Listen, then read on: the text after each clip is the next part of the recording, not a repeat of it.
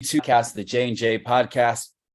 Today is October 27th. This is episode 01. Jeff, J. Cunningham, and Josh Lewis here. We are going to be talking about a variety of different topics today, basically to give you an example of what this podcast is going to be about, which you'll find out over the next coming episodes, next coming weeks, is that the J&J podcast. Today is October 27th. This is episode 01. Jeff. Now, hold on one second. I don't know, Jeff, can you hear that? Because I have a basically to give you. Are you watching it, or what this podcast is going to be about over the next coming episodes, next coming weeks? Is that from yours? The J&J podcast. Today is October 27th. This is episode 01. Jeff. Now, hold on one second. I don't know, Jeff, can you hear that? Because I have a basically to give you. Are you watching it, or what this podcast is going to be? Yeah, it went over the delayed episodes next. All right, we're back. We're catching up. Is that from yours? The J&J podcast.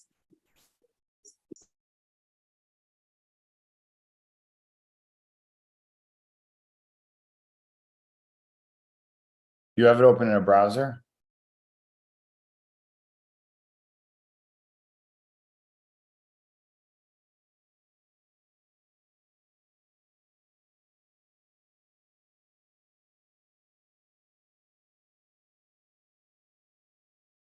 You get show notes for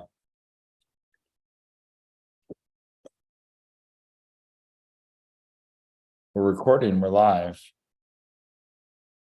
I can't hear you anymore though. Yeah, because what was happening is it is in the Restream browser. Now, I don't know if I go out of the show notes for Restream browser. So what I would do, by the way, because I would mute the browser.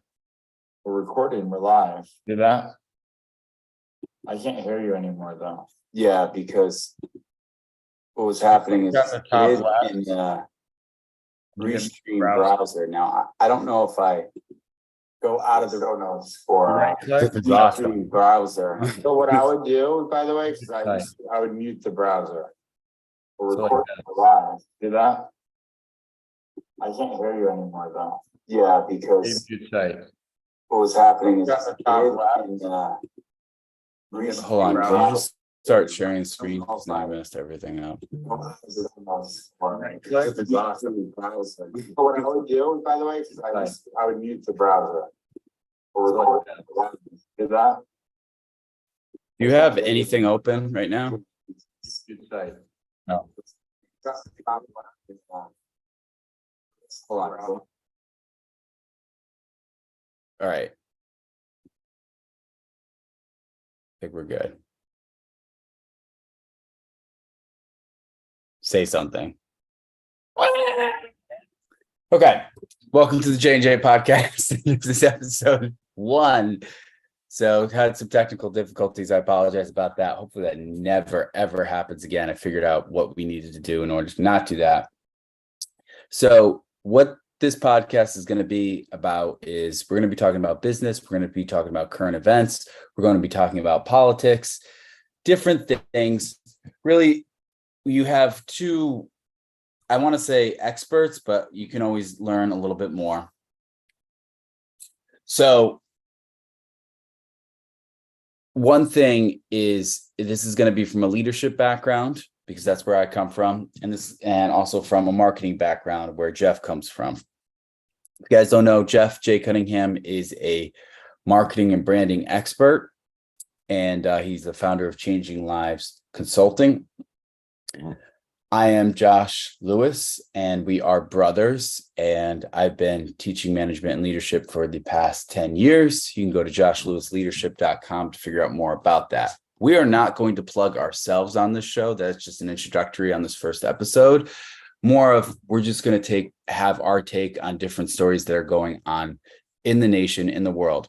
Strongly, the reason why I want to do this is because I believe we need to learn more about how to manage and lead people better. And I want to create more leaders in this world. So when we create more leaders, we're going to have an impact, a greater impact on this world. I think Jeff is going to have a really, really great take when it comes to how these people are getting attention, what they're doing to sustain it, and the right moves that they're making. And this is going to be a lot of fun. So today's topics that we're going to discuss are going to be the Maine mass shooter, what is happening and going on with that. The new Speaker of the House, Mike Johnson, his comments on Ukraine. Joe Biden wanting to ban assault weapons for like probably the 50 millionth time. What else is new? Jada Smith's book is one of the worst selling books by a celebrity, and Tyson Fury and Francis Ngannou fight this weekend. Before we begin, Jeff, you got anything to add about the podcast? No, I'm very excited. Very excited about doing this. Hope you can hear me loud and clear. Definitely, yield to leadership. I think we've been inspired by a lot of the best. Excited to get this first one out the belt, and really kind of, you had this vision before and I kind of took it the wrong way. So I liked what you're doing, and I'm learning about some current events. As I don't try and watch the news, I make the news, but I do read the Wall Street Journal a little bit, and there was nothing about the Maine shooter. So that's, I did hear about it, but we'll get into, are we going in the order, or are we going? That's it. We're going to go into the first story. So really what I want to do is I want to talk about that. And the first story, from what I see, is, and I'm going to bring it up shortly, but from what I could see, the live updates were at least 18 people were killed. The shooting unfolded in two locations, a bowling alley where a children's league was taking place and a local bar, officials said. The manhunt is currently going on and intensifying for Robert Card, who allegedly killed 18 people and injured 13 others in a mass shooting in Lewiston, Maine on Wednesday evening. This is 2 nights ago. So right now there's 18 victims, 18 people killed, and the names were released on Friday. They were banning people from going out, telling people not to go out anymore as they were looking for him. And right now, the manhunt is continuously going. So while I bring this up, Jeff, what are your initial thoughts when you hear, hey, a mass shooting has happened? Yeah, my initial thoughts of mass shootings, there's shootings happen every day. Why do we politicize this one? Why is this one here? Like, you can go, and we know some of our best friends were Hartford police officers, and there's people who die every day.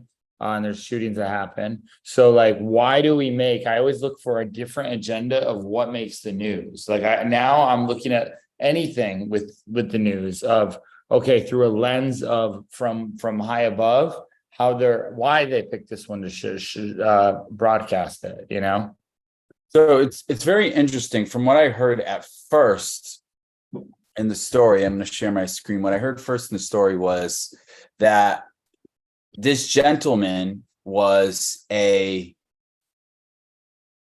going to the trusted CNN news network. You think Elon Musk will buy CNN? Manhunt continues after Maine shooting rampage. Law enforcement has not seen Lewiston suspect in the past 2 days, despite receiving 530 tips. What we know so far, an intensive manhunt continues more than 48 hours after Wednesday's shooting rampage in Lewiston, Maine, that left at least 18 dead and 13 wounded, according to authorities. Officials has lifted a shelter-in-place order for residents. So they told everybody shelter in place. Currently, that's lifted at the moment. The suspect, 40-year-old Robert Card, faces an arrest warrant for 8 counts of murder and should be considered armed and dangerous, police said. He is a certified firearms instructor and U.S. Army reservist, police said, and his background could make him fighting more challenging and dangerous, experts told CNN. Investigators recovered a cell phone belonging to the suspect and a note that indicated he didn't expect to be alive when it was found, according to a law enforcement official. Police are investigating motive and searching waterways near where Card's car was found. The Maine rampage is the deadliest mass shooting in the U.S. this year, and the deadliest since the Uvalde school massacre. At least 566 mass shootings have happened this year across the country, according to the Gun Violence Archive. So that's the basics of what CNN is reporting. Originally, what makes it a mass shooting? Like how many people? That's a good question. So I believe if it's more than 3 or 4, it's considered a mass shooting. Let's figure that out right now. But that's a good question.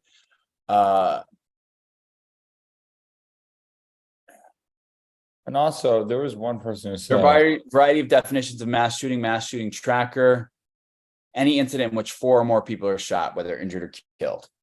So what's happening with this is when this story originally broke, the pictures that were released, this guy looked Muslim, and they suspected it was a terrorist attack. Now, any attack that is inducing terror on other people can be labeled a terrorist attack, but with the motive being behind it, having to do with Israel, Palestine, or things of that nature, was originally, when this first broke on Wednesday night, is what people were saying. Now I can't find anything where anybody's saying anything like that. Could have been completely. It could have been. See a picture of the guy. Like, I love when you see these guys who, the Timothy McVeighs, and they just look off, you can just tell, like, there's evil people in the world. There's bad things that happen. By the way, this is nothing new. Like, back in the Bible days or back in any days, there's always been, like Barney Fife, Andy Griffith's show. Remember, there's the killer was on the loose and Barney Fife was like quaking in his boots. I just thought about that. Everybody's going out, And Yeah. because I used to want to be a police officer for one time, and I would want it because I like uncertainty, going after the bad guys is kind of one reason why you'd go on there. So Robert Card. This is a Fox News story. Fast facts. Robert Card carried out a mass shooting at 2 different locations, 18 dead, 13 injured, hundreds of law enforcement officers attempting to locate Card, who is described as being armed and dangerous. President Biden has briefed on the mass shooting. Maine Governor Janet Mills has encouraged residents to follow directions from law enforcement. Card has not been spotted since the deadly shooting Wednesday evening that spanned. Originally had pictures. I don't know if the pictures. So I'm not going to play Fox News, but photos, the hunt for the killer in Maine. Yeah, this picture right here was the first one that was shown. Oop, not that. These ads are coming in. So released a timeline of the mass shooting at 6:56. The Auburn Communication Center was alerted that an unidentified man walked into Just-in-Time Bowling, which was recently renamed from Spare Time Recreation on Mollison Street in Lewiston, and began shooting. Police said multiple 911 calls that followed confirmed the shooting. How horrible is that? Listen, I can't even imagine being like with my son at some place and somebody comes in and just starts shooting. Originally, what is said is he was going to go to an army barracks. I might have this wrong, but he was going to go to, maybe we'll read it in here. Police alleged shooter to the media. The surveillance photo showed a man wearing a brown sweatshirt and holding a rifle while walking through the doors decorated with bowling pins and a bowling ball. Carter's a trained firearms instructor recently reported mental health issues, including hearing voices and threats to shoot up the National Guard base in Maine, according to Maine law enforcement. So they knew this guy was going to do this. There was a report of mental health issues, including hearing voices and threats to shoot up. He's also a petroleum supply specialist in the Army Reserve, having enlisted in December 2002. An Army spokesperson told Fox News, adding that Card has no combat deployments. Officials have yet publicly named any of the 18 victims. Police have confirmed that 7 people, 1 female and 6 males, were killed at the bowling alley, which was holding a youth league at the time of the shooting. 8 males were killed. 3 additional people died after first responders. So how do we unpack this? How do we approach this? I mean, just like this isn't the first time there's a mass shooting. I mean, here's the deal. I used to teach behavioral middle school kids. There were some kids that you just knew were kind of like a little bit crazy. And, it was funny because, when me and you were young, and I think any kids, we used to not be allowed to play with the guns in the toy aisle, remember? Right. So, but then there are some people of just knowing the difference of where it's at. And it's funny because I think so many times, when certain things happen like this, especially it gets covered in the news. This is why like, okay, so it takes 3 people. There's someone probably died right now in Chicago, right now in the street, or in Hartford, Connecticut, right, to a gun or something like this, right, and not to a gun. I don't want to say it that way, but I just mean like, why, when we like and I hate to say it this way, and I don't want to make it this way, but I do want to address it. And this isn't like to market. Anytime there's like a famous white person who kills a lot of people, it gets news. I just, right? Am I wrong on that or no? I know where you're going, and I agree with that. Anytime there is somebody who fits the bill of what the media wants to push, they're definitely going to push it. Seems like we're doing the same thing. Like, here's the thing: there's people who are dying right now in the streets to gangs and stuff every day, and yet we're going to go over this whole thing, say why, and we should do guns when Chicago and certain states, okay, have the worst gun laws, okay, meaning for it is, and it made me think, man, it would have been better if everybody in the bowling alley, I wish, I'm here in Florida, right? You can carry a gun. And I believe that's more the way to go, because what's going to happen now is people are going to say, well, he's mental health, you got to go. It's just, I can just see the slippery slope with everything going on, and being so. The reason why we have the Second Amendment is that, and it's just going to get in a push of, oh my God, he's mentally unstable. There's things in here, people aren't, right? And I just think it's going to go down that route. That's anytime these go, they always go that and they push for it. And now we have the world at such array. This is the one time I think that I literally think banning guns is the least thing. And listen, a horrible tragedy. I want to stay away from that. It's just, but I can see the bigger picture on everybody else than just what's the subject matter, So there's a couple different ways to look at this. There are some people who are saying that this is a planted story. It's a real event, but it was planned in the sense that they're trying to take away guns from the American people. So this was planted on purpose by the government so they can just move forward and start to take away the guns. I don't think that's the case, but this is what I do think. The police are reporting that this guy has been making threats for months. There seems to be a pattern with every mass shooter, and that is a mental health. Now, I agree with you. There's videos that I've seen, horrible videos that I've seen on Twitter, on X, that are just gang violence. And it's literally one guy's running away from another guy down the street, and the guy runs and he trips and he falls, and the guy comes out, shoots him in the head. And then he goes to walk across the street, looks again, doesn't know if he's dead, and just puts a couple of bullets in him and walks across the street.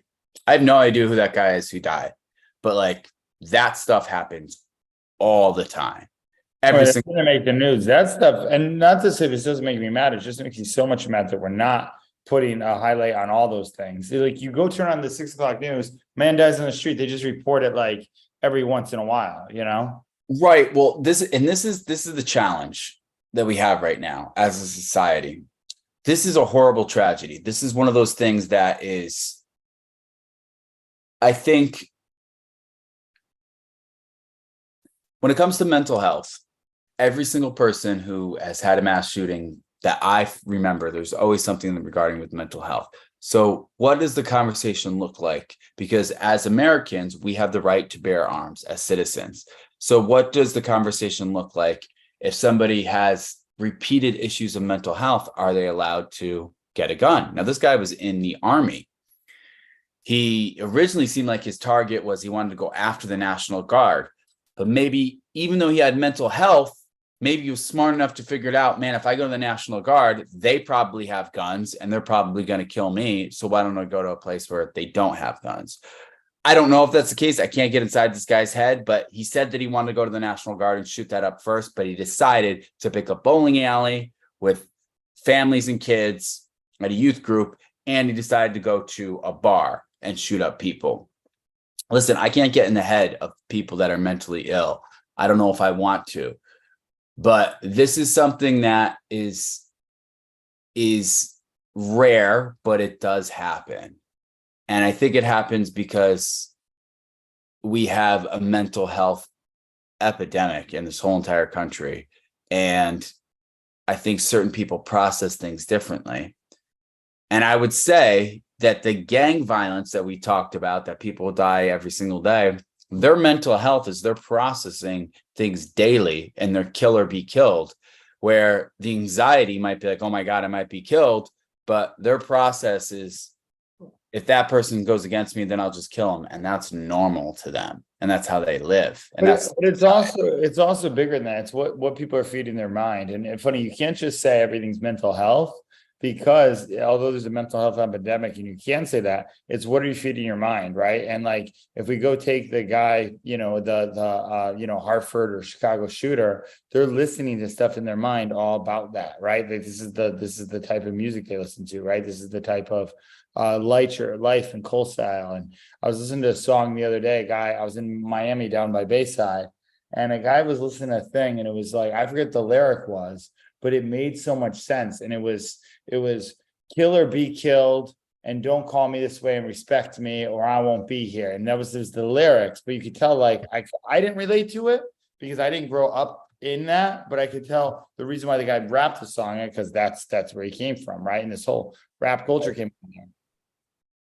But yeah, mental health, I don't think you can say it's a mental health epidemic. I think it's what you feed the mind. I think that's what they want people to say, is the mental health epidemic, because then it's very easy to do a prescription and say, well, if you're mentally health, you can't own a gun. Like, that's why this one makes the news. You know what I'm saying?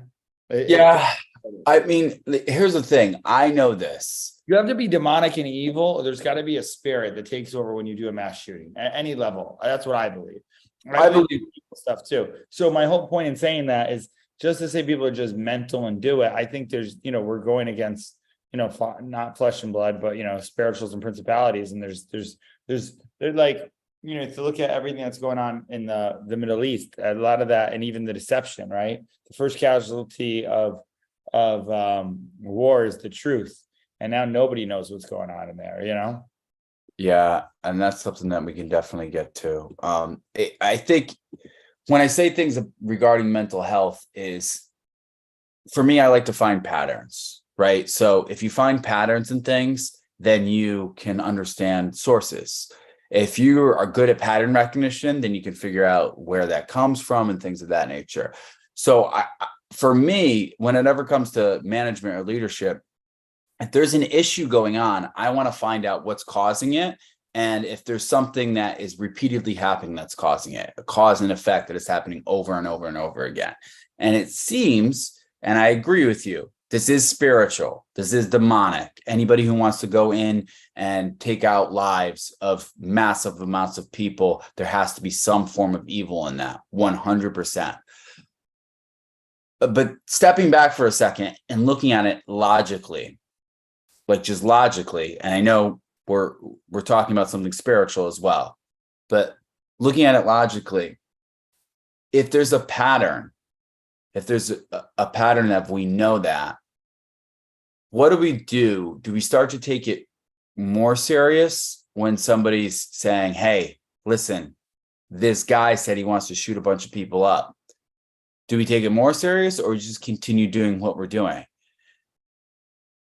Yeah, so I mean, I think it's what we do. I mean, yeah, obviously the common sense answer is, hey, you take it more serious, hope this doesn't happen. Like, we don't report, you always report the bad stories when it doesn't happen. There's stories that happen when there was something tipped off and the intelligence gets in and they shut something down, and the guy has, we've seen the stories shared on TikTok and Instagram. The guy has a gun, they go to rob the thing and he goes away, right? But those short stories don't take as much news when that could have turned into a thing, because it's not a bad story, right? The car accidents get the more stories. So my point in saying 100%, that's what you do. Take it more serious. You put on, you do put on restrictions on certain stuff, but like not on the point where it reflects the Second Amendment. Where we're going right now in the country in 2024 is, it's moving towards going to one world currency, and it's moving towards not having the right. Like, who cares about taking away the guns? They're probably going to take away the money of what you spend. Like, that's really where it's going. It's so you won't even be able to buy a gun, And we can expand upon that, but let's go to the next story, because this is going to feed right into it. Next story is Biden urges GOP to pass gun control measures after Lewiston shooting kills 18. In the wake of another mass shooting, President Joe Biden on Thursday urged Republican legislators to pass several gun control measures to fulfill their duty to protect the American people. A White House statement said on Wednesday, 18 people were killed at a bar and bowling alley in Lewiston, Maine. Suspected shooter Robert Card, 40, has so far been charged with 8 counts of murder. This is expected to increase as more of those killed are identified by families and next of kin. Biden also urged area residents to heed the warnings and guidance of local officials. Maine State Police urged Wednesday night and Thursday for residents to shelter in place and, in case anyone sees Card, to call 911. He echoed what Governor Janet Mills said at a press conference on Thursday, that he would support her and local law enforcement until Card is found to help those impacted by the mass shooting. The president then asked Republican lawmakers in Congress to take action in wake of what's happened. Today, in the wake of yet another tragedy, I urge Republican lawmakers in Congress to fulfill their duty to protect the American people, he said. Work with us to pass a bill banning assault weapons and high-capacity magazines, to enact universal background checks, to require safe storage of guns, and end immunity from liability for gun manufacturers. This is the very least we owe every American who will now bear the scars, physical and mental, of this latest attack. What are your thoughts when you hear something like that? So yeah, so 100%. So I always joke around saying I'll run for president one day, but this is a very serious issue. Second Amendment, all the way is what this country was founded on, the reason why it was. So you kind of go in here and you have the people on that. I do think, but this is what worries me, like who's doing the background checks, right? Like I think it makes sense to do background checks. Common sense, is, do background checks. Mental probably shouldn't get a gun, but it's a very slippery slope of all of a sudden, I go to get, a new assault rifle here, right, to protect myself and stuff goes crazy. And all of a sudden, just by random, I'm not passing background checks and I can't get a gun, right? Now, should it be so easy where you just go in and go buy one? I know, like, that's the thing, that it's not the gun's the problem. You know what I mean? Like that's the biggest thing. It's always who's behind the gun, who's getting it. So I literally, and I always get some pushback on this, but I do think having some sort of background check in place, even though it's slippery slope or something, you got to do something, man. You can't just sit there and expect the same thing for it. But I mean, I think you're more likely to have, if we had everybody in the bowling alley strapped and wearing guns. This is something Trump said, but I agree more than he doesn't kill 18. The fact that the bad guys have the guns and we're making it harder for the good guys to get the guns, that's never going to be okay. So like that's my solution there is, So this is how I process this. I was watching the PBD podcast. I think it was Vinny who made a good like metaphor to this. He talked about House of Cards. Have you ever seen House of Cards, Jeff? No, maybe one or two. It's worth watching. The first 4 seasons are PBD jokes it's the documentary on the Clintons because it just seems like it is. But, wait, is that the one with Kevin Spacey in it? Yes, it is. Oh, I have seen it then, yes. So there's an episode, and I believe it was Vinny who explained this, that something happened in the state of Georgia and the teachers started doing a teacher union and now kids weren't in school. So there's a part where Kevin Spacey, Frank Underwood, is sitting in front of a radio. He's listening, he's listening to a police scanner, not a radio. And all of a sudden he hears car accident, 16-year-old girl. And he goes, boom, we got it. And he goes out and says, hey, 16-year-old girl, if teachers were in school, this girl wouldn't have died. And he can now push his agenda, right? Narrative, yeah. So, and his narrative, brilliant. Honestly, it's brilliant. Now, I'm not saying that it's good. I'm just saying it's smart strategy. This is what I think that the left and Democrats tend to do when it comes to a situation wherever there's a shooting or a mass shooting. Now, he wants to ban assault weapons. and high capacity magazines. And then this is one thing that I'm not a fan of everything Joe Biden says. I will make that very clear. He said, we have like amazing planes, like F-16s, whatever it is. He's like, you really think that your guns are going to do anything against us? That's basically what Biden said. He was like, so you're upset that we're taking away your assault weapons. The government has way more than you. And he kind of laughed while he said it. He didn't say it as eloquently as I'm saying He it. said that. I would love to see. We should find that clip next time. Let's find. No, let's find it right now. Actually, I'll take a look at it. Because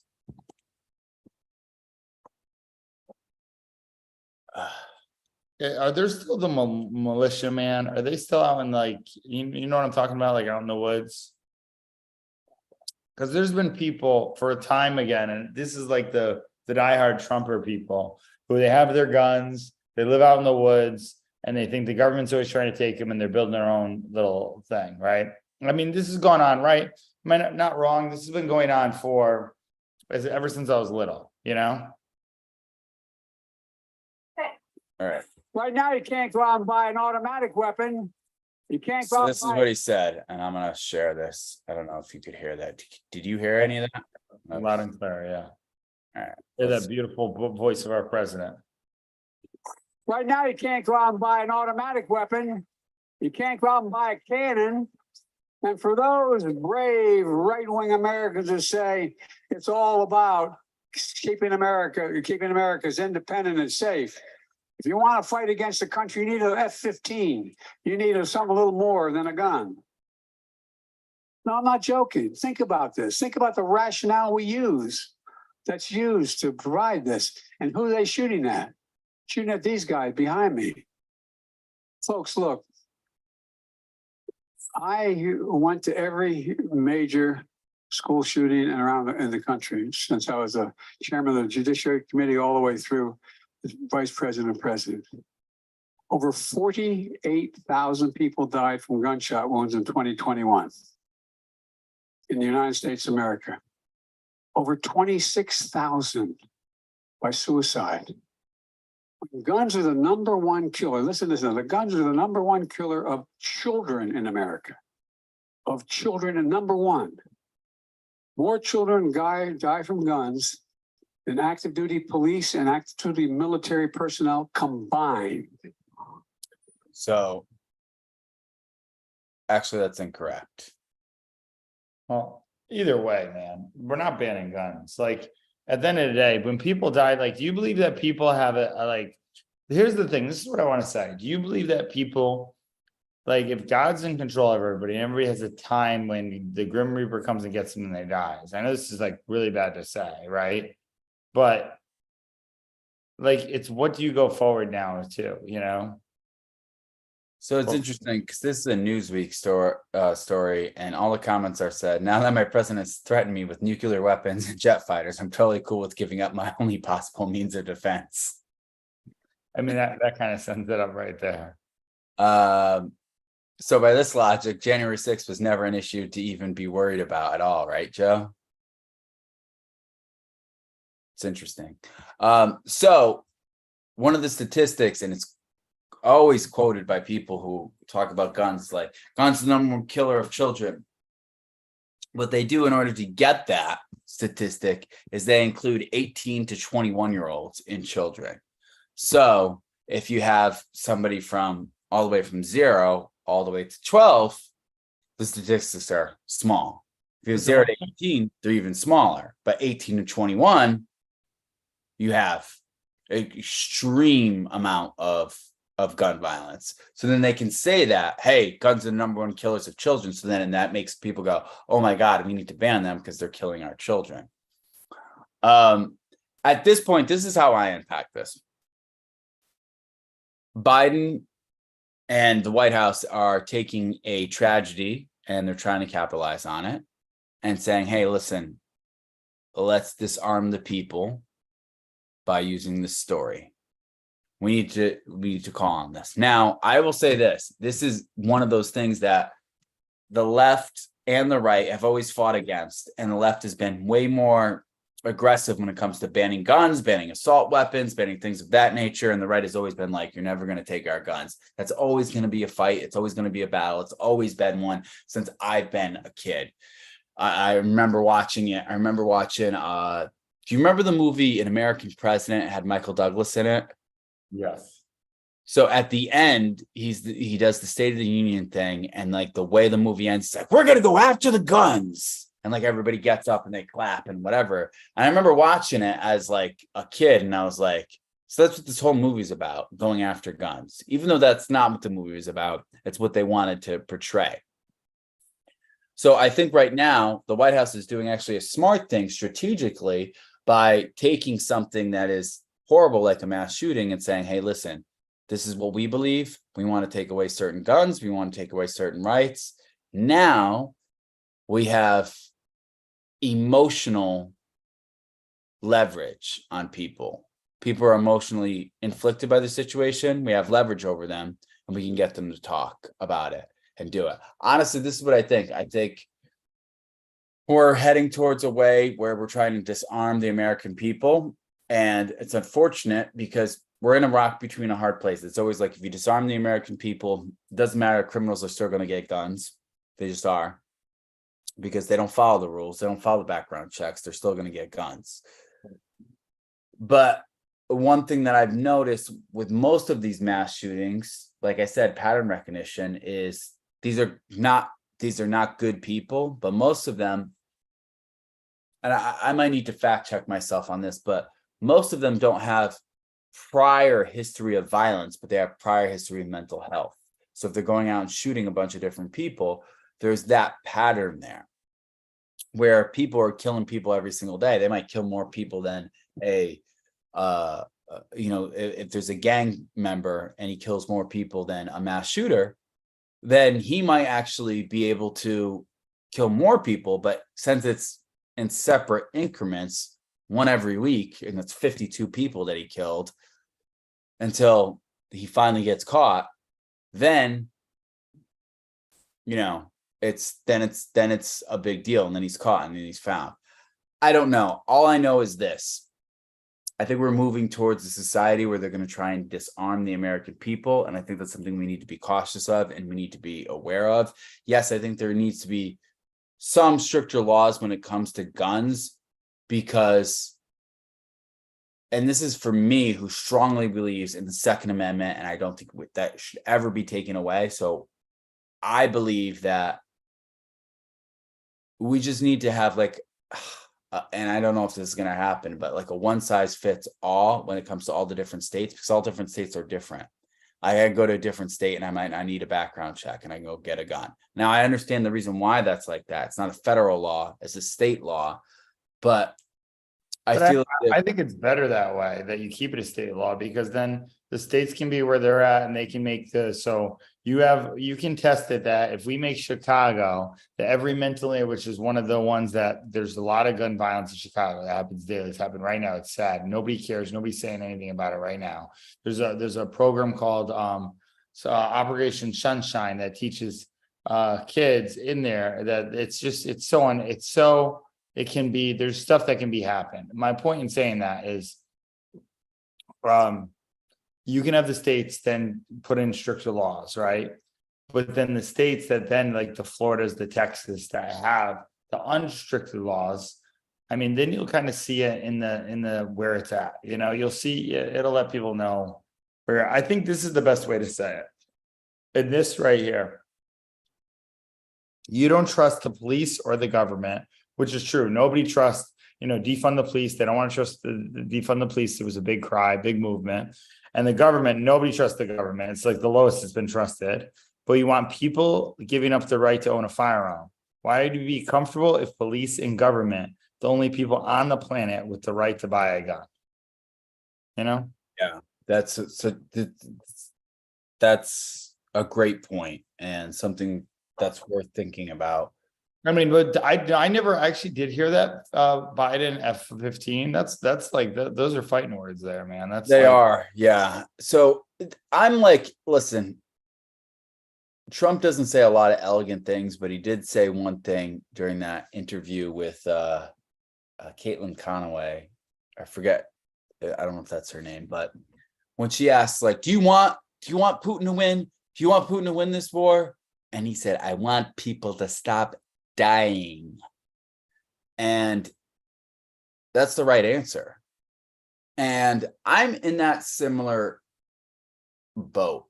The challenge is human beings are flawed. We're always going to have this. But here's the thing. I actually think up until now, we've actually had, if you study our history, we've actually had a pretty good, up until now, which is everything's getting crazy again.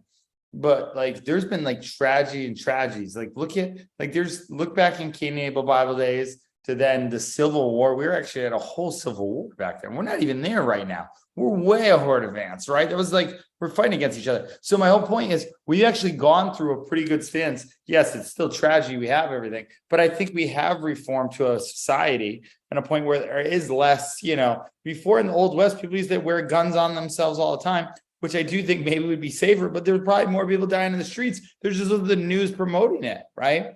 The news, I think it's Malcolm X who said, the news is the greatest weapon out of any of them.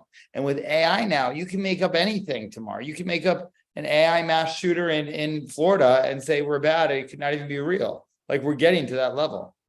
Yeah, I've noticed that's going on a lot. So I think this is going to lead into our next story, which is the new Speaker of the House. So have you heard anything going on about the Speaker of the House? Yeah, especially when Sean reached out to me and said, Jeff, you should do Speaker of the House. Right before they elected somebody, it was going back and forth. Do you know who Matt Gaetz is and Lauren Boebert or whatever? Yes. So I was in a Twitter Spaces with them. Do you know what Twitter Spaces is? Yes, I do. So actually, I should go on Twitter Spaces now. Oh no, I'm trying not to do any of that stuff. But I was in Twitter Spaces with them on everything. And Matt Gaetz, I know he nominated Trump to be Speaker of the House. Yeah. So one of the things that he said that he would not vote for somebody once they got rid of McCarthy, he would not vote for somebody unless they agreed to release all the January 6th videos. So Matt Gaetz is saying, like, I'm one of the deciding votes because the Republicans, I should look this up, but the Republicans have a very slim majority in the House right now. So when they vote, like, Matt Gaetz could be a swing vote. And he was saying, listen, I'm only voting for somebody who is releasing on the January 6th. I'm not sure if this new guy is actually doing that, but let's get into a little bit what he said about Ukraine.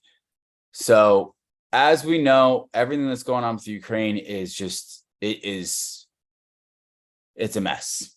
This is a Hill story. So where House Speaker Mike Johnson stands on Ukraine and Israel. So on Tuesday, Johnson became his conference's fourth nominee to replace McCarthy, and he takes over in the midst of multiple international crises, most notably in Israel, Gaza, and Ukraine. There's been a split in the House GOP over aid to Ukraine for its war against Russia, making the passage of some recent bills a tough hill to climb in the lower chamber.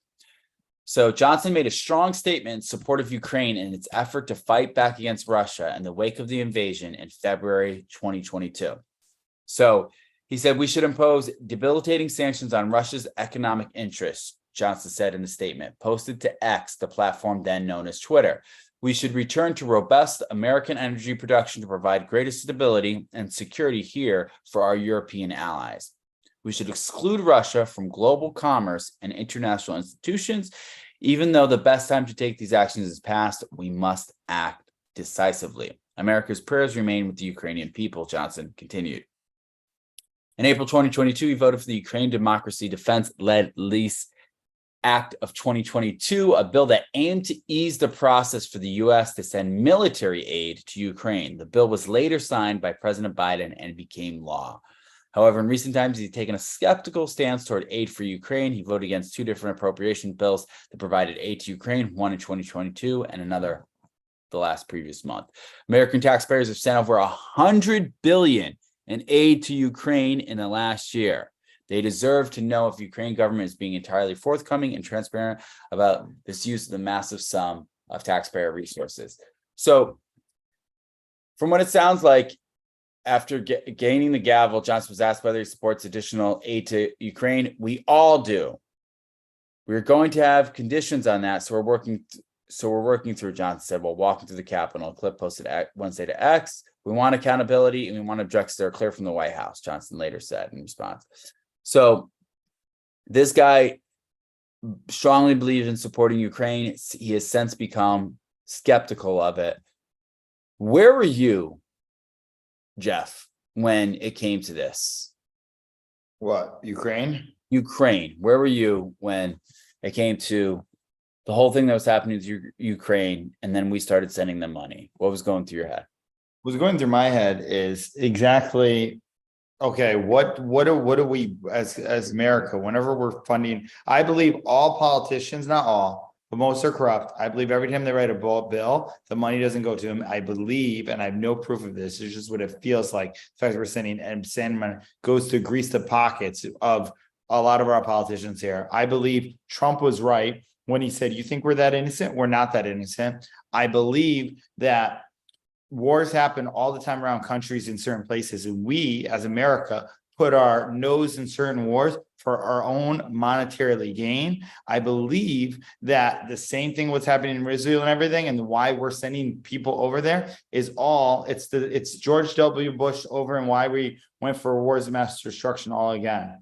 It's exactly that's what I believe. It's all made for gain for the US. And it's not, I don't believe it's helping anybody at all. I really don't believe the aid's helping anybody. I believe history is all agreed fiction. I think, and that's what I think. And I actually do think that, when you have a weak leader, okay, like Biden, he's not the strongest leader, is when you see the world go. It's just crazy. People have said this. I voted for Trump twice. And the reason why I voted for him was because he just said it like it was. I don't agree with everything he does. I don't agree with how he was. But I will say that, man, he definitely, nobody wanted to mess under his thing because they felt like he would bomb them all. And if it feels like everybody can mess around in all sorts of times away, like ISIS went away. Now we have Gaza, who supposedly is there. We have this, and we're sending money now to Israel again. It's ridiculous. It's really ridiculous. It's not what it makes America very troubled on everything. And what's the monetary gain? What are we gaining from this? I want to talk about that and unpack that a little bit. But have you seen this meme? Yeah, I did see this. Last month, they made $40 billion working from home. Learn how. This great marketer, Mr. President. I mean, I will say this. My boy Lex Friedman, he went to Ukraine and saw there's people dying there. There's war. It's not good. I saw videos of war is never good. Okay. But how we impose ourselves in wars as America is worse. It's been worse all the way through. We're sending money. And it's like we're picking a side and we're just creating enemies. And it's like we're policing the world. And this is the way I want to say it. I'm sorry. They say, grandma used to say this, charity begins at home. We can't police our own streets. Okay. Hartford, Connecticut, we can't. They're like Hartford, Connecticut, we can send $100 billion to Ukraine, but Hartford, Connecticut, where I taught, where kids got, couldn't do it. We can't send any money there. And that's what we're doing. Right. I agree. So I'm going to unpack it in this way. So I used to manage a restaurant, right? And now imagine I'm working at a restaurant right across the street. There's a restaurant right next door to us. Mm-hmm. They're competitors, but we're friendly with them, but they are competitors. I come into my restaurant. I'm the manager. I am the general manager. I'm the managing partner. I am the head person in charge. I walk in and I see that our dishwasher hasn't showed up. The dishes are all piling up. The servers come up to me and they say, Josh, we don't have a dishwasher. What do we do? And I say, I'm going to fix this. So what I do is I go and I start calling up people and I hire a dishwasher for the next door neighbor, for the next restaurant. I don't take care of the dish problem in my restaurant. I go and I hire their dishwasher for the next restaurant across the street. Now, how do you think Your labor bill. once my servers find that out, they're going to go, whoa, hold on a second. We need a dishwasher here. And you just hired somebody and you sent them next door. Why? What's going on? How do you think they're going to feel towards me? They're not going to feel any loyalty. They're going to feel frustrated. They're going to feel angry. And I didn't solve the problems in my own house. This is exactly what we're doing by sending money to other countries that might need help. And I'm not saying that they don't. Well, what about what's going on with us? Have we walked down the streets of San Francisco or San Diego? You know, in Or Liberty City, Miami. Walgreens in San Francisco, I might be wrong about this, but San Francisco literally has chains all throughout their freezer section. In order for you to go grab a pint of ice cream in a Walgreens, somebody has to unlock it and take a key because the theft was so bad. That's happening in America. It sounds crazy to even say, but we all go, whatever. There's videos online. People just take videos because now that they're not prosecuting people, if you steal over $1,000, people just go into Walgreens and CVS's and Walmart's and then just stuff up their bags. No mask on, no everything. Like, yeah, you go ahead and film me. And they grab the stuff and they leave. And that's happening on home territory. Oh, yeah, not happening, but people are coming in illegally with drugs, with fentanyl, with all these different types of substances. They're coming over illegally. And now we don't know what to do with these people. We're transporting them to different places and we're saying, oh, house them over here and house them over here. Not only that, but inflation is so high. Not only that, but now the price of mortgages have gone 8% for interest rate. So if you have a loan that was $240,000, if you're going to buy a house that was $240,000 and you had a 2.5% interest rate, your payment would be a little bit less than $1,000. Now and today, it's $1,800. So 2.5, 2.7 interest rate, which is great, is $898. Now in today's market, you're spending $1,800 for a $240,000 house. Everything's doubled. We're not taking care of any of that, but we're spending billions of dollars to Ukraine. They're crashing the dollar. That's what's going on. Like, we're printing money. It's crashing the dollar. Bitcoin's going to go to the halving. There's a time to buy Bitcoin. There's a time to buy gold. Before all, we were moving towards this big bubble burst. Everybody knows, everybody feels it. And these wars are just feeding it. And listen, here's the thing. One thing about Trump that Trump did extremely well was he always said, man, would it be bad to have Russia as an ally? And that I'm going to say that again. All Russia, even Ukraine, it's better to have any of these monster people, as much as we don't agree with everything do, on decent terms and respect for where they're at. Even Palestine and everything like that, and have, Muslim countries as allies is not a bad thing, instead of because we paint these people as like, oh, they're so bad. The American media does it. Okay, we don't do this. When people aren't really that bad. You know what I mean? I think there's really good people in Russia. Before everything happened, I could go visit Russia and probably be okay. Now, is the government corrupt in Russia and Colombia and Cuba and Venezuela? Sure, but it's just as corrupt here. And the worst thing is it's at least more generally corrupt. This is what Andrew Tate said, right? And it's so corrupt on the top that unless you have a lot of money, like a Biden or a freaking Biden's son with a laptop or a Clinton, or I'm sure there's Republican people that I don't know, right?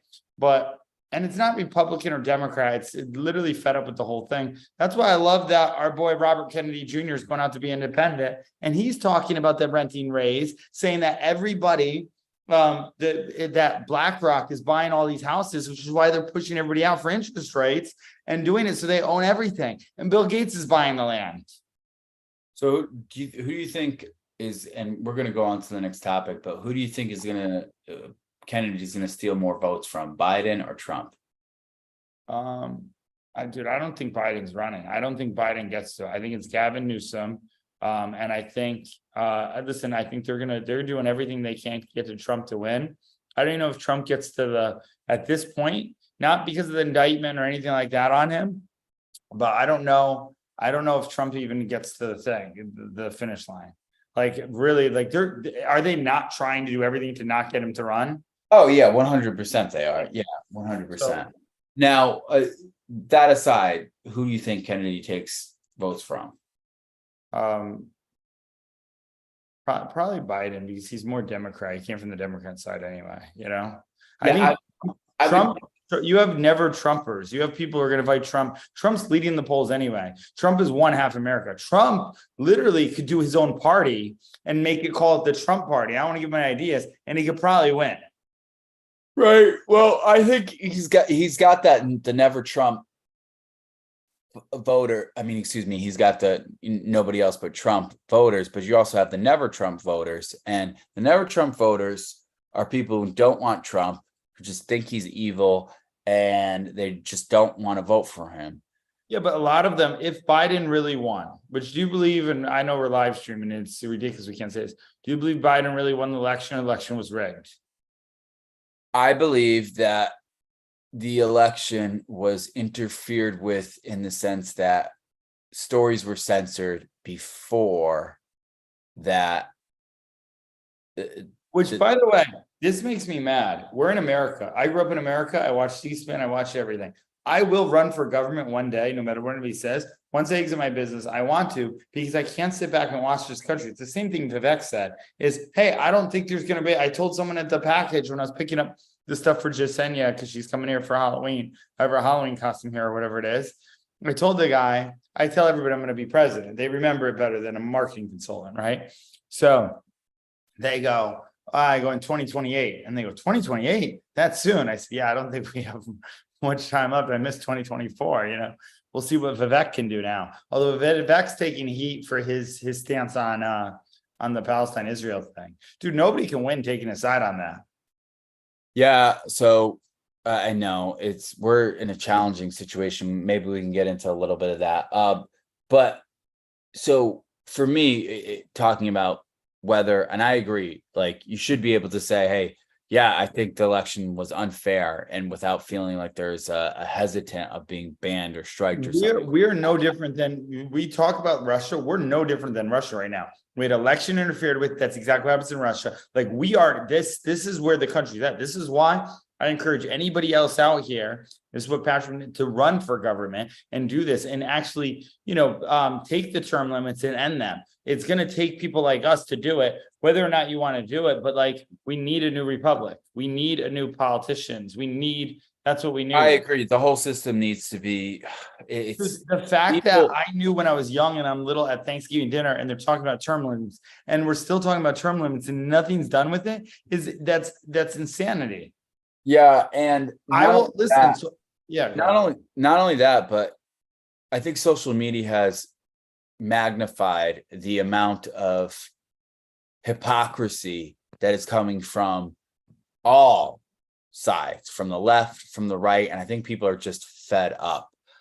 And I think right now, a lot of people, myself included, I'm afraid to vote because, not afraid, but I almost feel as if my vote is pointless, because I feel, even though there's no proof of it, I'm almost like, yeah, they're probably just going to take my vote and throw it away. Like, that's how I feel. Logically, that doesn't make sense to me, but I feel that way. Like, it doesn't matter. The movie by Dinesh D'Souza, 3,000 Mules? I have not seen it. I know people have watched it. There's been a lot of criticism towards it, and there's been a lot of validity towards it. So I don't know. I haven't seen it. Well, what's the criticism towards it? That it's pulling different, it's conjecture. There's no data, there's no proof. It's just saying, hey, this is what could have happened, as opposed to showing things. I don't know. I haven't seen it. Either way, I watched it, and it really did a really good job. And whatever you watch, you believe, right? Indoctrination. So maybe I'm wrong. Anybody watches it, people, I know there's a girl, Tara, on Clubhouse, total left, like on Nancy, right?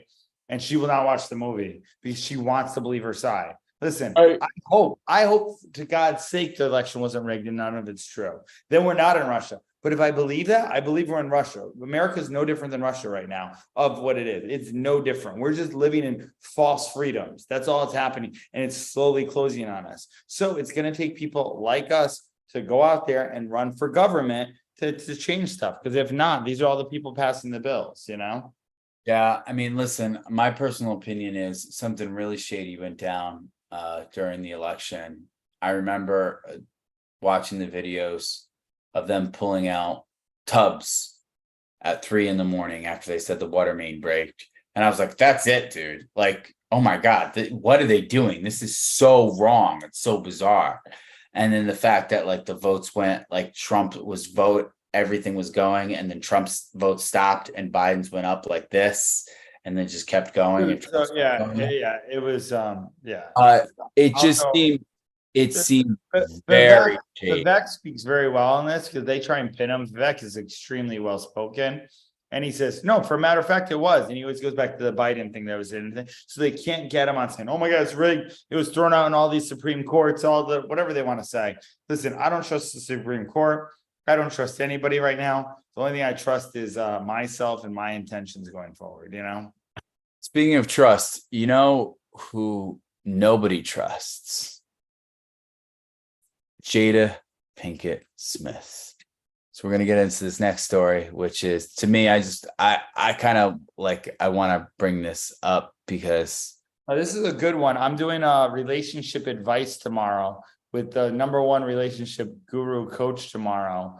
So I never get divorced and I find the right girl tomorrow on my Instagram live at Jeff the Entrepreneur at 10 a.m. And we share favorite person is Will Smith. And Jada Pinkett Smith's shocking tell-all memoir, a flop. Book revealing 7-year separation from Will Smith fails to crack top 10 on bestseller charts.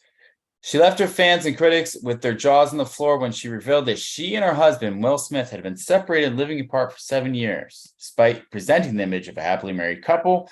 But now, Jada's new memoir, Worthy, in which she shared the status of her marriage and numerous other revelations, appears to be performing poorly on some major book bestsellers list. The 52-year-old actress released the book on October 17th, and it managed to nab the #3 spot in Amazon's charts for the week of October 22nd, which listed top 20 most sold and read books of the week. Amazon Maine's bestsellers, Worthy, have plummeted just number 81 as of Tuesday. This is the book right here, Worthy. And then by Wednesday evening, it dropped 3 more spots to number 84. Notably, the Maine bestsellers charts only track sales, whereas Jada's book placed in the top 3 of the online retail charts. Matrix Star's book also struggled to get readers to leave a review on Amazon. Was she was in the Matrix? Yeah, I think I want to say the second or third one. Dude, Will Smith is like one of the most likable guys in the world. How the hell did he ever marry her? Listen, if you don't pick the right woman. Dude, which is why I'm getting on Relationship Voice with Soraya, like Mariah. Soraya tomorrow, 10 a.m. I'm going to do that. Know who was an Amazon bestseller? Angela of Empower Money Podcast right here. So I don't want to spend too much time on this story, but why do you think people aren't resonating with her? Dude, she just seems like that. Like, I don't think any woman wants to be like her. I really don't. I think there's a lot of good women out here, and I just think she just seems selfish, man. People don't like selfish people. That's. I mean, this is almost like it's not a non-story, but like this is like. It's troubling because like I see like with Jay and stuff, it reminds me of certain things, some certain women, and there's troubling women out there. And I hope to God I never marry or wind up with someone like, heck, who knows? Maybe Sayuri was like a Jada Pinkett Smith. So I think this is important to unpack, and this is the reasoning why. There's a line from a song that goes, "Arrogance has never been an attractive trait." And I think what Jada is going through right now is her life is centered around her. Remember how when I was visiting you, I said, me focused, we focused, right? I believe Jada is extremely me focused. And I don't know that to be for certain, but from everything that I've seen, patterns make me think this person is me focused. And I don't think I'm the only one that thinks that. I think a majority of people think that. So when they see her release something that's called Worthy, and it's about her and everything going on in a memoir, people are not interested in it because two reasons. Arrogance turns people off, but it also makes you not likable. And if you're not likable, people don't want to be associated with you. And I think whether Jada realized it or not, she's become a villain, but not even a fun villain. Like, you've got fun villains. You've got the Chael Sonnens, you got the Conor McGregors, you've got even Floyd Mayweather's. Like, see, people who are like a villain. Jake Paul, right? They're a villain on a purpose, and people like want to root against them. But then there's the other people who turn into this selfish way of doing things. And I think, and I could be wrong here, but from a leadership perspective, that if you're taking from people all the time, people are not going to be wanting to give to you. And I think for her, she's just taking. She took from Will. She took from. Dude, Will Smith seems like totally opposite. Like, he'd be the type of guy, like, if I saw him, he'd give. Like, he just seems like just a great guy, doesn't he not? He does. I mean, I don't know. I've never met him, but from what I've seen, his personality does seem that way. And I think she's the exact opposite. And I think this is a perfect case study of seeing that what arrogance, narcissism, and just being unlikable, what happens? People do not respond to it. The marketplace, even as jaded as we are, and even as messed up as we are, the marketplace just does not respond to it.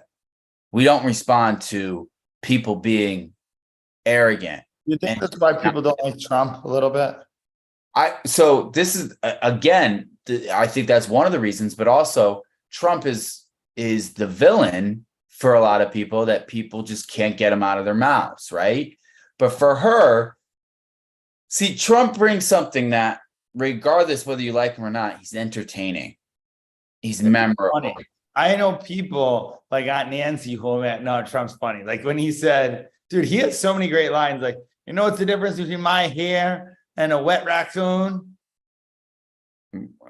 A wet raccoon doesn't have $1 billion effing dollars. Yeah. So, it's funny. See, here's the thing. He adds some value to the marketplace by being entertaining. Michelle Obama gives a great speech. My wife gives the same exact speech. People hate her for it, right? Like, he just takes it's hilarious. The guy, everybody's laughing. The guy is funny. He is funny, and he adds some value to the marketplace by being entertaining. I think the way he dances. Yeah. I think with things like going on with Jada and things of that nature, I think it's just a good case study to remember to always check yourself. Of, like, I have behind me this book, Ego is the Enemy, right? This is What's the other book? John C. Maxwell too? Yeah, Good Leaders Ask Great Questions, and then DVDs, Your Next 5 Moves. I gotta read A Good Leaders Ask Great Questions. I haven't read that one yet. Yeah, it's a great book. So, having said that, I think that again, I don't want to spend too much time on this. I think this is a good case study, especially when it comes to marketing. Jeff, if you were consulting Jada Pinkett Smith, what would you do to help her sell more books? Yeah, just tell. So here's the thing. It's very simple. In this, you want to tell the story that you overcame. Like, hey, I would do this. Have you ever felt like nobody liked you or understood you? Well, that's how I feel right now. And I'm writing this memoir in case that happens, because I feel so alone in this world. I went and got everything I wanted for myself, and it's not everything. This is my memoir and my confessions to make me feel better. If you want to read my confessions of feeling better, that's what it would be. That would be the brand message I would do for her. Because I think that's fantastic. But I think that causes her to be vulnerable and to let down her guard. Which is why I won't work for anybody who wants to be a 50K branding thing. I won't work with anybody as an ego, because they won't do that. All right, let's get to the next story, and then we'll wrap it up. As we gonna save Dana White Goes Woke until next one, or are we gonna? I think that's the story that we're going to be talking about right now. Hold on a second. All right, let's pull this up right now. So we're going to go. Great work by you. And good job by me not taking over control of the screen and keeping this one more in your realm, right? Yes, good job by you, Jada. So Dana, It's very tough for me. I'm not going live. This is very tough for me to stay. I appreciate it. I think it's going well though. Dana White responds to backlash over Bud Light UFC deal. Nobody tells me what to say. White has fired back at the political backlash over the deal. It's no secret that fight fans on the conservative side of politics have taken a liking to the UFC, but their feathers were ruffled recently when the promotion announced it would be partnering with Bud Light once again.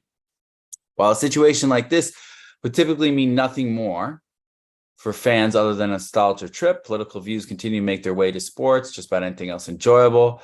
Those on an anti-woke crusade criticized the UFC for relinking with Bud Light, as those people are still upset with Anheuser-Busch for the company's wokeness. The self-proclaimed boycotters truly became enraged when transgender TikTok influencer Dylan Mulvaney partnered with Bud Light for an ad campaign. Oh, look, the UFC had Bud Light as a promotion before. Oh, of course. Yeah, they have. We go back up with the caption on that. Bud Light and UFC and Bud Light go up. Bud Light and UFC are in business. Business parts. Yes, like, I don't understand. This is like a non-story, but once again, I would agree. So I mean, I get that. I saw some other. White went on to blast one person who accused him of reading off of script during the Bud Light partnership announcement. I saw some other effing asshole today saying, "Oh, it sounds like they wrote him a script for what to say." Nobody writes me a script. Nobody tells me what to say ever. I do things because when I came out and I say something publicly, if you look at every quote that I put out, every quote is me. Everything that's posted on social media is me. And everything that comes out of this mouth is me. Nobody ever tells me what to say and nobody tells me what to do, ever. I love Dana White. I agree. Let's. People are very opinionated about this, and it's almost like in the COVID thing, right? Through COVID, what did I say during COVID? Somebody's got to be first. And there were reasons why I felt we could be first going through COVID. Knew that we would do it right. Yada yada yada. You know the story. But when it comes to Anheuser-Busch and Bud Light, this was everybody talks about, oh, you did it for money. Hey, dummies, all sponsorship deals are about money. Okay. So when you talk about being a sellout, I had multiple deals in front of me. So it's not like, oh, Bud Light showed up and they were the only option I had to get money. You're fucking stupid that is to think that, this was all about, and I said this yesterday, and I'll say it again. Everybody on every side of this deal that were involved, other beer companies and everything else, absolutely positively know that this was not about money for me. We were going to end up with money with no matter who we ended up with. For Anheuser-Busch, it was about values, core values for me. I'm at a point in my life and I'm at a point in my career where nothing is just about money anymore. I am very aligned, and I saw some other fucking asshole today saying, oh, it sounds like they wrote him a script on what to say. Nobody writes me a script. Nobody tells me what to say, ever. I do things because when I come out and I say something publicly, if you look at every quote, right, that I put out, you can ask Lene, every quote is me. Every quote is me. Everything that's posted on social media is me. And everything that comes out of this mouth is me.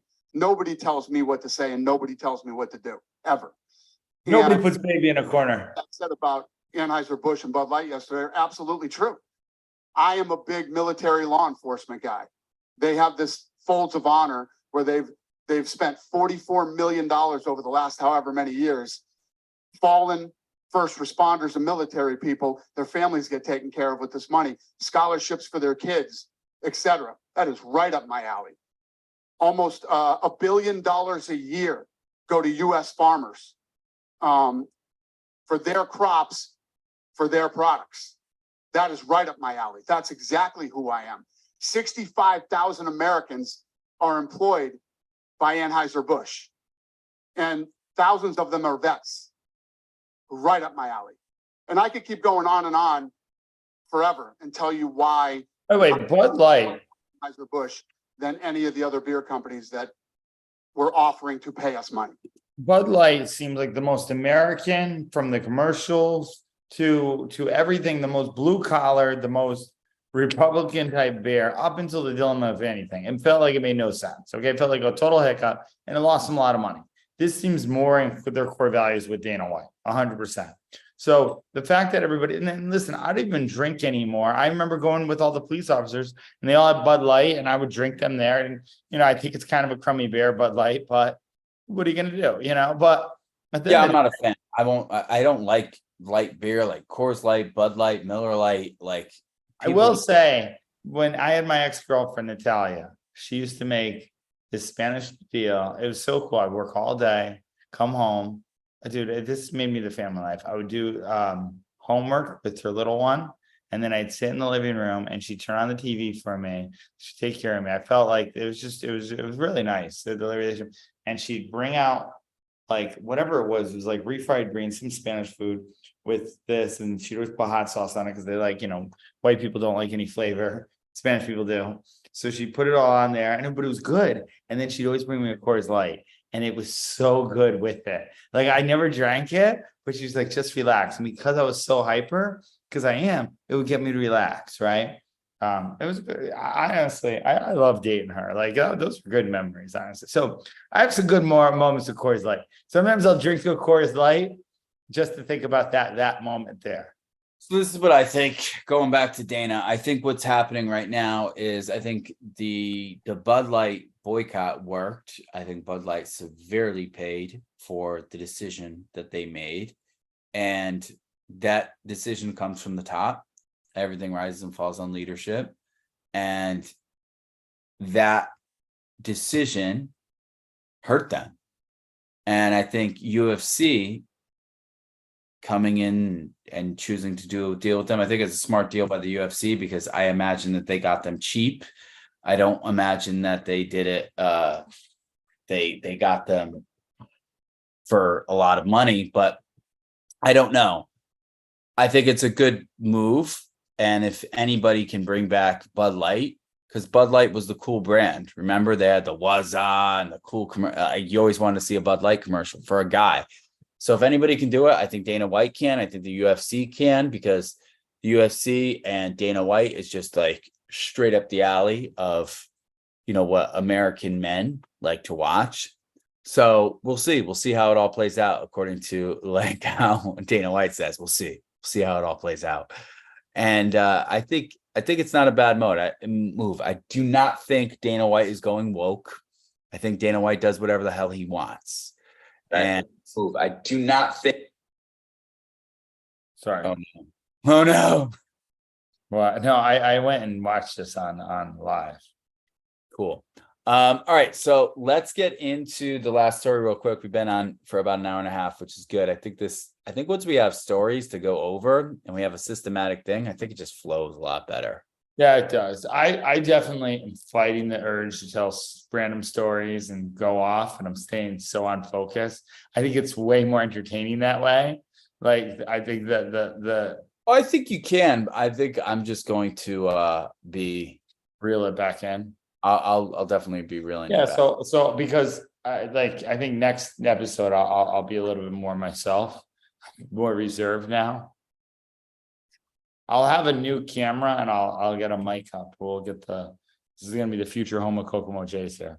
All right. So the next, by the way, I haven't watched any Jake Paul stuff. I haven't watched anything. I haven't watched much news. We didn't talk any Israel Palestine, We did not. And to be honest, maybe we can save that for next show. I think that is a very challenging thing to talk about, but I also think it's very simplistic as well.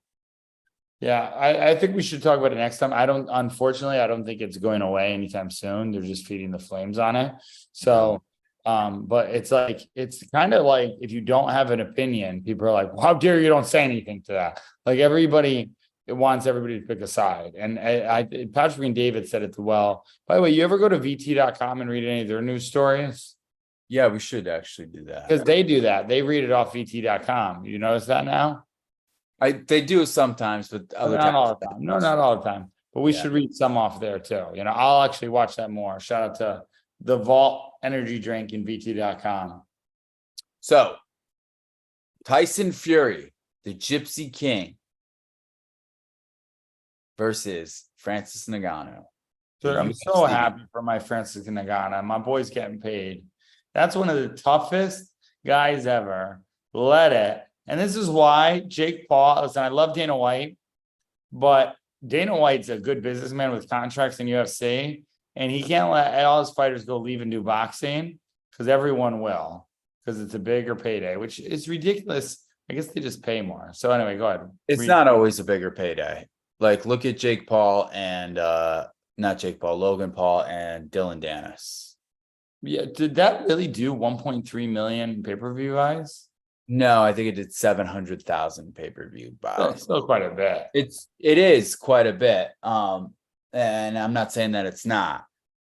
For the non-quality of fighters on that, and nothing against Tommy Fury, because I think Tommy Fury is not a bad fighter, but KSI as a punk, I think I could beat him hopping around the ring. That was a horrible fight to watch. And then the Dylan Daniels fight, to go into, I thought was actually a good fight by Dylan Daniels because he's not a fighter, so he just didn't want to get knocked out. And I thought that was a good thing. I know people got mad at him, but Conor McGregor said, "My boy didn't even get wobbled," and I don't think that's, and I think Dylan Dennis is going through a lot. So I don't agree with how he went out and totally ranked Logan Paul. I know we're not talking about this, but one thing Logan Paul's dad said on the thing, and one thing I'll say about Logan Paul really quick is Logan Paul denounced God and his life went really bad. So don't denounce God. That's all I gotta say. It went horrible and it's still reeling. Jake Paul is now not the villain, and he's the most likable guy. Him and Canelo are like the face of boxing right now. I hate it or like it. Yeah, Canelo definitely is. Tyson Fury is as well. So okay, let's get into Tyson Fury story. And Anthony Wilder and Anthony Joshua as well. But yeah, so getting into this, Tyson Fury, Gypsy King. Boxing expert Peter Khan just locked in his Francis Ngannou versus Tyson Fury fight picks for Saturday in Saudi Arabia. So, Fury fighting in Saudi Arabia. I mean, we didn't even talk Volk. We didn't. I don't even want to talk Volk. I love you, Volk. Fury is a negative 2,000 betting favorite, so risk 2,000 to win 100. While Ngannou returns a price of plus 1080 in the latest Tyson Fury versus Francis Ngannou odds. The over-under for total rounds finished is 4.5, with the under listed at 122 and the over offered at negative 156. Before locking in any Francis Ngannou versus Tyson Fury picks, make sure you see the boxing predictions. Khan is a true boxing insider. Peter Khan. Yeah. So this guy picked what everybody else is going to pick. Tyson Fury is going to win. I'm going to go against it, and I'm going to say Francis Ngannou is going to. I think that guy's a different type of beast, and I think he's actually stronger than anybody else thinks. The guy did multiple knee surgeries, had an ACL. I think he's tougher than Tyson Fury. I think Tyson Fury is a gypsy king and very interesting, but Tyson Fury had a tough time fighting Deontay Wilder. Very tough. You ever see any of those fights? Tyson Fury Wilder? Insane fights, dude. That's literally like Rocky. He gets knocked down and gets up. I've trained as hard as I can for Francis. I've trained for a 10-round war, and anything less is a bonus, Fury said. You can't listen to the betting odds or what the pundits say or what anyone says. I don't take anybody lightly. This guy is hungry. This guy has a point to prove. You think I'm not going to train for him? Dude, I agree. He's right. I agree. He should train. That's good that he is. But I believe Francis is hungry. He's like no other man. If you look at Francis Ngannou, dude, that guy's like done crazy stuff in the UFC, you know? Oh, yeah. He is one of the hardest hitters. I watched him knock out Stipe. Maybe can you bet this fight on better? Maybe I'll go bet. I told you at this place in Fort Midtown here, 2 of the better employees work here, right? Oh, I did not know that. Yeah, they work out at the gym in the morning. How much is the pay-per-view? $80. What are the undercards? Are there any good undercards to it, or is it all like I do? So you know how I always liked the Pro Bowl, and I always like celebrity baseball. I love celebrity boxing. Oh, EFC Boxing's asked about to come out of retirement the other day. You? Yeah. It'll kick off at 2 p.m. Eastern. In the co-main event. Main event, Tyson Fury. I don't know who any of these people are.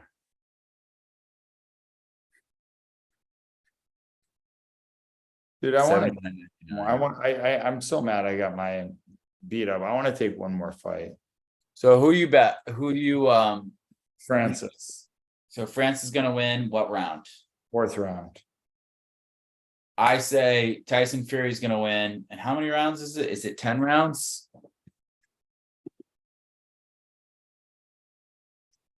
Heavyweight rounds don't last. Look at Francis's shape. Look at Tyson Fury's. Go back up to that. Tyson Fury never looks in shape. Tyson Fury called Francis Ngannou fat. He kind of has a Said mouth. you never take your shirt off, you must be fat. Let's see. How many rounds is it? I just look it up. By the way, shout out to Tommy Fury getting a bunch of YouTube money. He's worth like supposedly 10 million now. Tommy Fury, Jake Paul made Tommy Fury. You got to say that's true, right? Definitely helped him. Yeah, he didn't make him, but it's 10 rounds. So Tyson Fury in the 7th round. All right. We'll see. Yeah. How much do UFC fights rounds go? Only 5, huh? 5.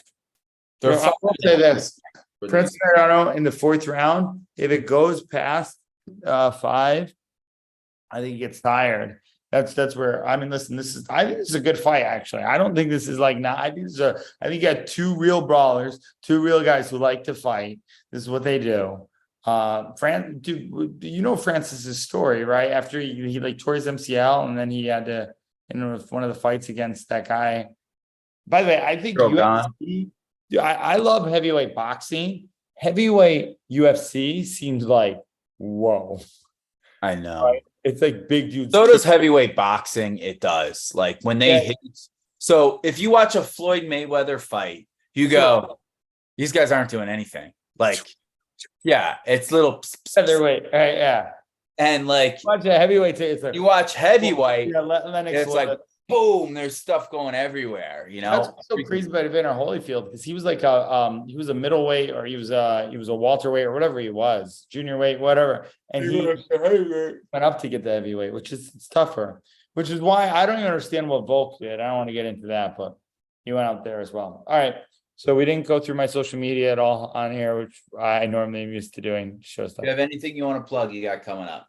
No, we're not plugging anything on here. No plug zone. Unless people are paying, I will plug this. If you guys want to sponsor on this, is streaming on so many platforms. Thanks to J&J Podcast. Is the first we'll bring. You can contact my guy, Nathan.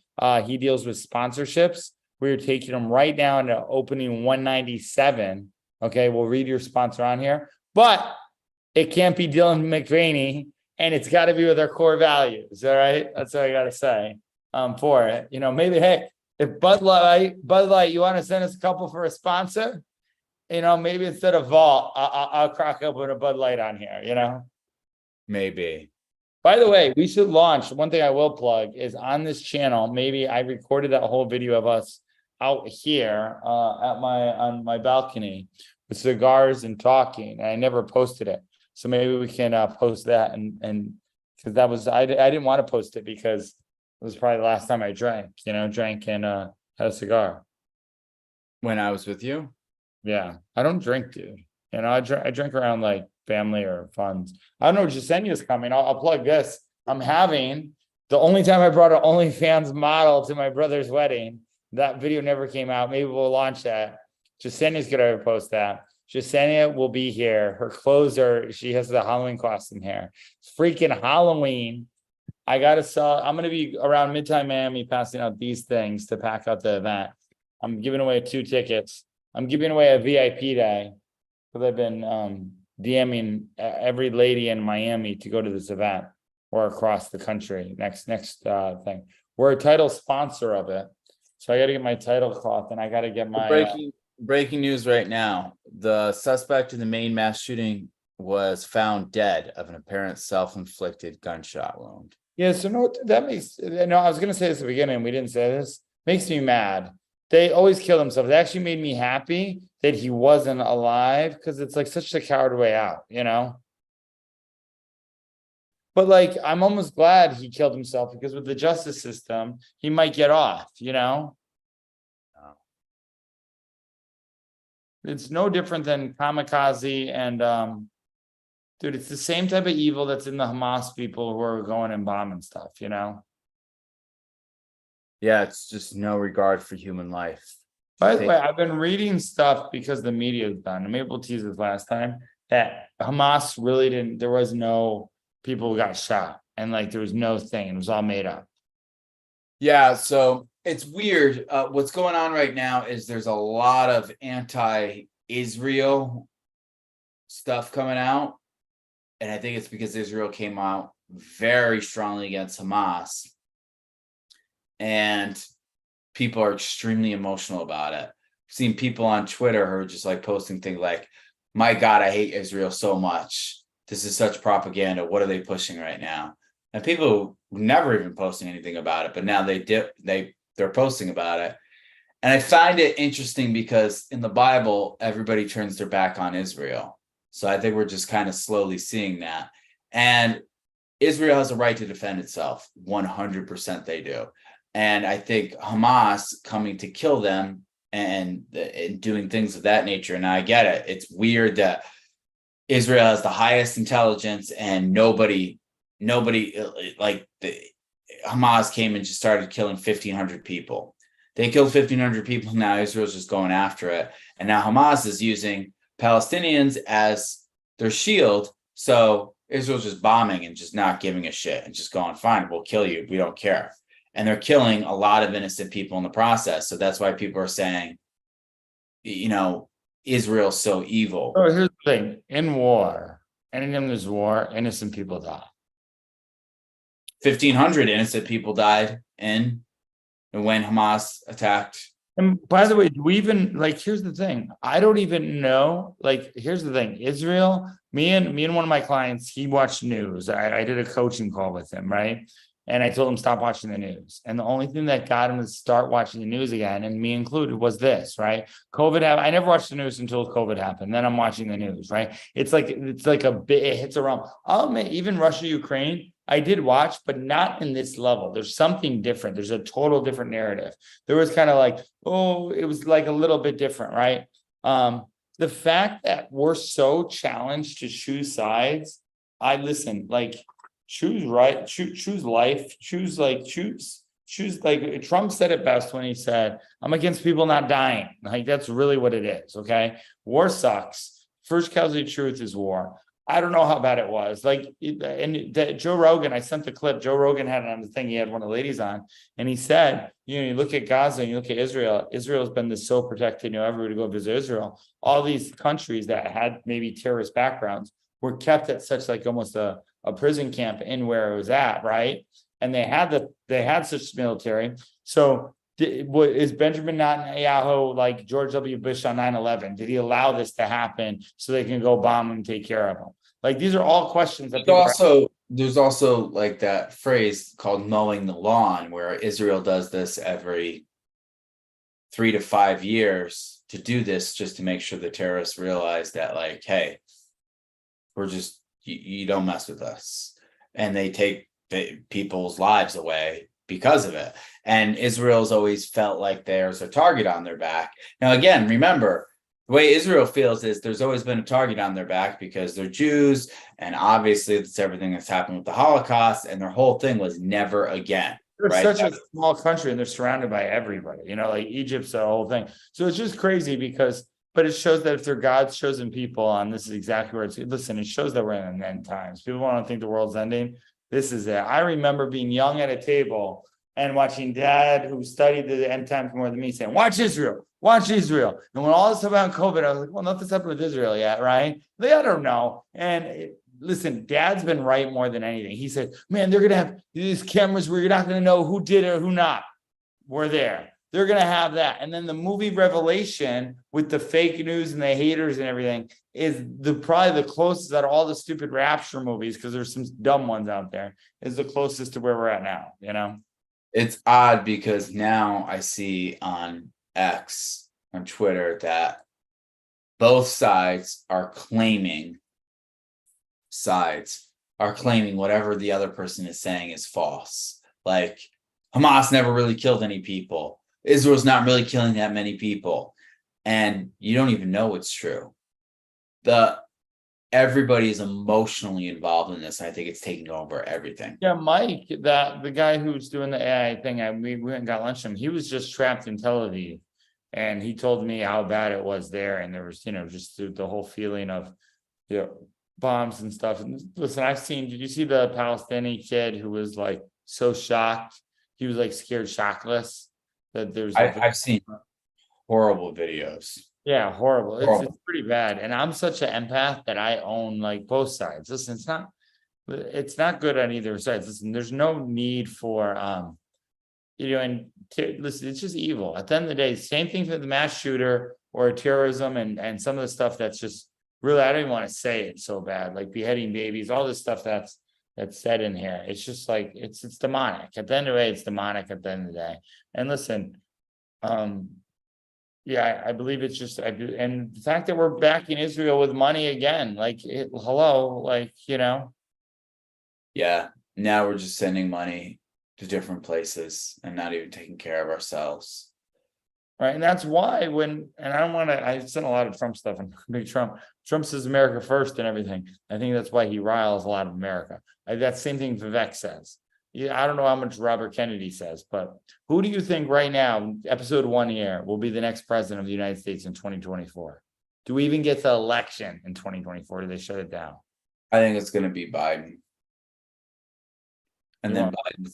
Something's going to happen. Want to bet dinner on that? I bet it won't be Biden. They were so good at getting him in office last time. Like, they installed him. He didn't win. He was installed. And I believe where we're going, I believe it'll be Newsom. And I'm very curious to see what's going on with Newsom, because he just went and visited Xi Jinping of China, and there's no reason for him to go visit Xi Jinping. He's like, talk about the climate process, and California is one of the worst places regarding climate. Vivek came out hot. I don't like Nikki Haley. I don't mind Nikki Haley, but I don't like her. But Vivek came out hot, and I think he's losing steam. He took a few things that it's just, I don't know. We'll see. Trump, if he's alive by then, will win 100%. If he's alive and ready to run, they're going to do everything they possibly can. There's no need on episode 1 here of me thinking by as much as they've thrown at him. There's any way if they did half the stuff and just pressed everything, they're gonna do everything he doesn't win. So this is what I think. In a fair election, Trump will win, but it's not going to be a fair election. Which is why I want to run for office. I really I'll give up my business. I'll sell my business. I will run for office because I can't sit back here and just watch at all and just be like, oh, I'm going to be fair. I want to be a player in some of it. Mr. Smith goes to Washington. So what do we do right now that can help influence positive change for America if we're not in office? Well, AOC said to write your congressman. I was watching her on live the other day. I think that does help, though. I actually think more now than ever. I think everybody else, that whole write your congressman thing, I don't know if they really care, but I think there's a few of them that care. I do think writing people for it, and not a change.org thing, but actually writing and calling and finding your representative and calling them. One of my advisors is a former governor of Arkansas, Sims Colby, really good guy. He said the quote at the vault, do not pray for lives to get easier, pray that you become stronger. And he said the first thing you should do is pray. And I went up to him, I said, hey man, I said, I don't know what it is, but I said, I might get into government. I'm going through media this round, but you've been in government. I want to get on a call with you. Me got on a call with them, and who knows, man? But like, there's a lot of corrupt stuff in political office, and we're moving towards. Robert Kiyosaki said it.